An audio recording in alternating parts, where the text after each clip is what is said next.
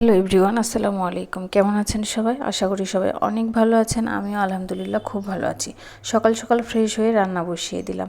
আজ একটু অন্যরকম রান্না করব। আলুর ডাল আর ডিম, সাথে 5টা সজনে ডাঁটাও দিয়েছি। জানি না কেমন হবে, কিন্তু খাওয়ার পরে আমি এটার প্রেমে পড়ে গেছি। অসম্ভব মজার হয়েছে, তাই ভাবলাম আপনাদের সাথে শেয়ার করি। খুব সকালে রান্না করার একটাই কারণ, আমি আমার মায়ের বাড়ি যাব।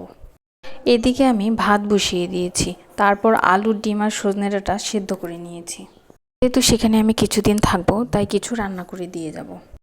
আমার হাজব্যান্ড বাইরের খাবার একদম পছন্দ করে না। আমি যতবারই যাই ততবারই রান্না করে যেতে হয়। রান্নার জন্য প্রথমে আমি তেল গরম করে ডিম ভেজে নিয়েছি। ডিম ভালোভাবে ভাজা হয়ে গেলে সেই ডিম তুলে নিয়েছি। যেহেতু সকালের নাস্তায় আমাদের রুটি ভাজি থাকে, তাই এটা দুপুরের রান্না।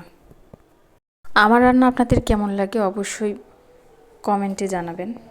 ডিম তুলে নিয়ে সেই গরম তেলে পেঁয়াজ কাঁচামরিচ ভেজে নিয়ে সেখানে আদা বাটা, রসুন বাটা, মশলা বাটা দিয়ে ভালোভাবে কষিয়ে নেব। লবণ হলুদ দিয়ে আর একটু কষিয়ে আলুর ডাল দিয়ে ভালোভাবে মিক্স করে নেব। যেহেতু ডাটা সিদ্ধ হয়ে গেছিলো, তাই পরে সজনে ডাঁটা দিয়েছি যাতে ভেঙে না যায়।